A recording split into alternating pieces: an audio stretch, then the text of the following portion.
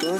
Après la plage, Christophe Beaugrand. Alors Dédé, André Dussolier, il est l'heure aujourd'hui de vérifier votre CV, surtout de vérifier si vous vous souvenez bien de votre propre CV, de votre propre carrière. Vous allez voir, c'est assez facile.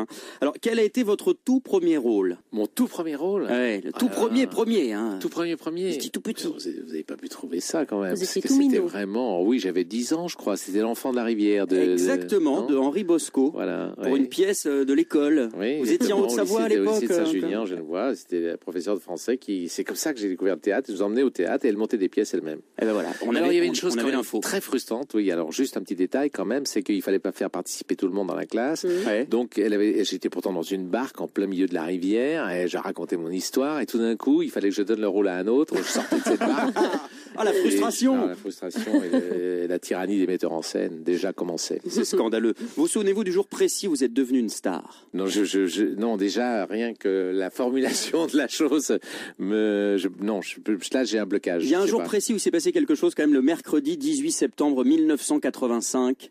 C'est la date de sortie de Trois hommes et un couffin. Oui. Je joue au théâtre avec Patrick Chenet et il me dit, mais c'est quoi le petit film dont tu as parlé? Un petit film qui a pas trop mal marché finalement. Hein.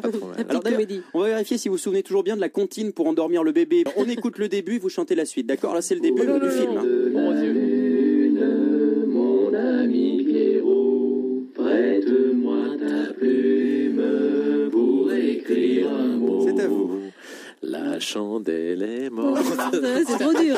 Mais c'est trop dur, ça a trois voix. Oh, c'est fini. Non, mais en plus, j'ai voulu le faire avec les voix qui étaient vraiment. Ah oui. Avec les chœurs, c'était là, carrément c'est de la ça. polyphonie. C'était qui trois avait voix, quand inventé, même, hein. C'était magnifique. Non, il y en avait un, mais je sens que je le rejoins là maintenant. C'était Michel Bougelin qui avait du mal. Roland était un maître. Se Et il baladait. est resté un maître. d'ailleurs. Dans lequel de vos films, un de vos plus gros cartons cinéma d'ailleurs, entend-on précisément ceci? Alors, Ça, on peut le réécouter ça, si vous voulez. Hein. Oui. Non, ça y est, j'ai repéré. Alors qu'est-ce Eh que c'est bien, ça? écoutez, ça, c'est Sabine Azéma qui a un hockey Oui. dans Tanguy. Un petit renvoi gastrique Un petit à cause renvoi du gastrique. stress. À chaque fois qu'on parle de André. Tanguy, Ah, joli. elle n'en eh. peut plus et là se renvoie. C'était assez drôle. Le film carton d'Étienne Châtillez où vous jouez donc le papa ignoble qui va absolument se débarrasser de son fiston. Hein. Ouais. En 1998, vous décrochez un César pour votre rôle dont on connaît la chanson d'Alain Resnais, un film sous forme de comédie musicale où les comédiens chantaient en playback sur des tubes de variété. Alors, on va essayer avec plusieurs chansons, savoir si vous l'avez ou pas chanté en playback dans le film. On écoute des extraits, vous nous dites oui ou non, d'accord? C'est parti. Toi, ma gueule, qu'est-ce qu'elle a ma gueule? Alors oui. Ah bon, papa? Oui. Avec Macri. Vertige de l'amour. Oui. Oui. Je vais vite, je m'entraîne à ne pas perdre une seconde.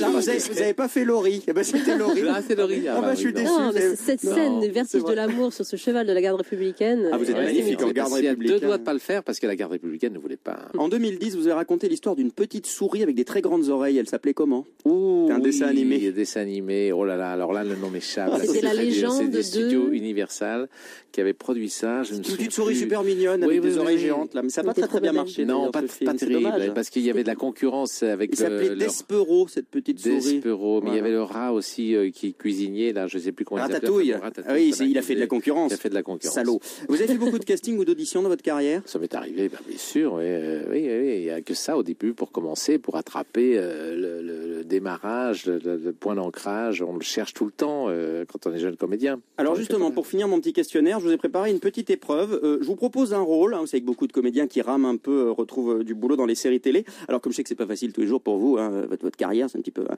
Je vous ai trouvé un rôle dans Plus belle la vie, si vous pouvez. Alors je vous donne le texte. Hein, voilà. Vache, attendez. Alors, il y a le gras pour vous, pour la réplique. C'est écrit en gras pour la réplique. Alors, vous inquiétez pas, je vous résume. Vous jouez Jean-Claude Escartefigue, Que l'on connaît bien. qui est un promoteur immobilier véreux. Faut faire l'accent de Marseille, hein, c'est obligé. Alors, on a prévu le générique. C'est parti. Je vous donnerai la réplique. C'est dingue. Rien ne va plus dans le quartier du Mistral depuis que l'immonde Jean-Claude Escartefigue est arrivé avec l'odieux projet de raser le quartier pour en faire des parkings. Prêt à tout pour arriver à ses fins diaboliques, il tente de convaincre Mélanie la serveuse cagole de vendre le bar de Roland. Monsieur Escartefigue, vous prendrez bien une petite prune. Non, Mélanie, je suis ici pour affaire. Je suis méchant. Mais pourquoi vous voulez racheter le bar de Roland? Tout le monde l'aime bien ici. Mais pour faire fortune, pauvre petite Péronnelle. Ah là là là là, je suis très très méchant. Oh mon Dieu, mais qu'allons-nous devenir? Je serai le roi du Mistral et je vous briserai, ouais, je vous briserai. Bon, On la boit cette prude. Ah, bravo.